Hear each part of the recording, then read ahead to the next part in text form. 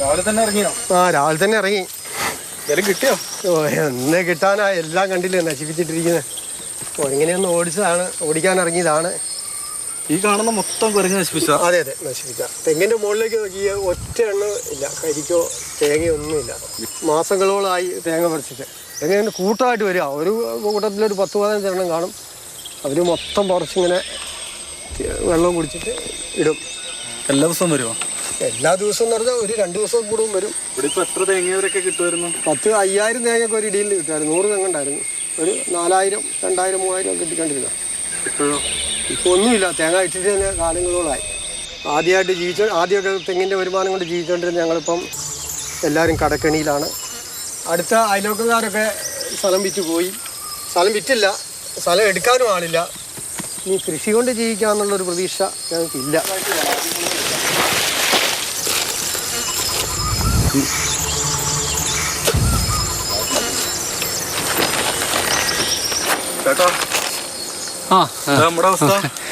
നമ്മുടെ അവസ്ഥ എല്ലാം ദയനീയമാണ്.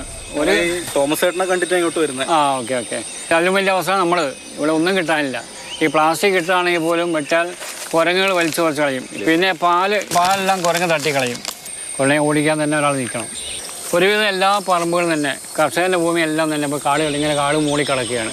കാട് വെട്ടാനുള്ള അതിനുള്ള വരുമാനം ഇതിന് കിട്ടാത്തതുകൊണ്ട് കാട് ആരും വെട്ടാറില്ല. പിന്നെ താഴെ എന്തെങ്കിലും കൃഷി ചെയ്യാന്ന് വെച്ചാൽ പന്നിയും മുള്ളനായിട്ട് എല്ലാം നശിപ്പിച്ച് കളയും. ഒരു സാധനം കൊക്കോ ആണെങ്കിൽ കുരങ്ങും മറ്റായിട്ടും എല്ലാം അതും നശിപ്പിച്ച് കളയും. ഞാൻ എൻ്റെ പറയുന്നത് ഇപ്പം ഹൈടെക് ലെവലിലേക്ക് അല്ലെങ്കിൽ മറ്റു രാജ്യങ്ങളിൽ കാണുന്ന പോലെ കർഷകനെ സംരക്ഷിക്കുന്ന ഒരവസ്ഥ വന്നുകൊണ്ട് നല്ല നിലയ്ക്ക് കൊണ്ടുപോകണമെങ്കിൽ ഇവിടെ കർഷകന് മണ്ണിൽ പൊന്നു വിളയിക്കാൻ കഴിയുമെന്നുള്ള 100% ഉറപ്പാണ്. പക്ഷേ അതിനുള്ള അവസ്ഥ സർക്കാർ ഉണ്ടാക്കണം. ഇത് കക്ക അങ്ങാടിയാണ്. അങ്ങാടിയിലുള്ള വാഴക്കൃഷിയാണ് നമ്മുടേത്. മലയിൽ കൃഷി രക്ഷയില്ലാത്തതുകൊണ്ടാണ് താഴോട്ട് പോകുന്നത്. ഇവിടെയും ശല്യങ്ങളുണ്ട്.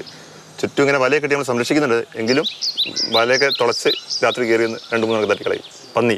ഞങ്ങളുടെ വീട് മലഭാഗത്താണ്. അവിടെ ശല്യം കൂടുതലായിട്ടാണ് ഇവിടെ താഴെ കൃഷി ചെയ്യുന്നത്. പന്നിയാണ് മെയിൻ പ്രശ്നം. മേൽഭാഗത്തേക്ക് കുരങ്ങ് ഫുള്ള് വാഴക്കൊല അടിച്ച് പറിച്ചാണ്. അതുപോലെ തന്നെ ഇതിവിടെ കേട് മാറ്റാൻ വേണ്ടി നമ്മൾ നട്ടതാണ് കഴിഞ്ഞ ദിവസം. അതും ഇതാ കുത്തിക്കളഞ്ഞതാ. നട്ടിട്ട് കുറച്ച് സ്ഥലം കുമ്മായും കാര്യങ്ങളൊക്കെ കണ്ടോ. ഇവിടെ നമ്മൾ ഈ തോട്ടത്തിൽ 4 ഭാഗത്തും നെറ്റ് അടിച്ചിട്ടുണ്ട്. പിന്നെ ഇങ്ങനെ പന്നി കയറുന്നത് നെറ്റ് കടിച്ച് പൊട്ടിച്ച് തുറങ്ങോണ്ടാക്കി വരും. നമ്മൾ എത്ര അടച്ചാലും ഒരയിലൂടെയൊക്കെ ഇടിച്ച് കയറി വരും. അടി ചേർന്നുണ്ടായിരുന്നു, അങ്ങനെ കെട്ടിയിട്ടായിരുന്നു. കഴിഞ്ഞ ദിവസം പന്നി വന്നിട്ട് ഇത് കടിച്ച് പൊക്കി ഇതിലേക്ക് കയറി വന്നു. കക്കയത്തെ കർഷകരുടെ ദുരിത ജീവിതം കണ്ടില്ലേ. ഒരു കാലത്ത് കർഷകന്റെ സ്വർഗം എന്ന് പോലും വിളിപ്പേരുണ്ടായിരുന്ന സ്ഥലമാണ് കക്കയം.